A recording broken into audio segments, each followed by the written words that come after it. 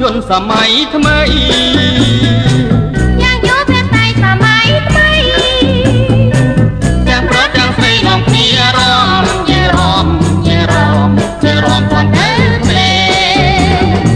ងរដូវផ្ការីកមកដល់ហើយ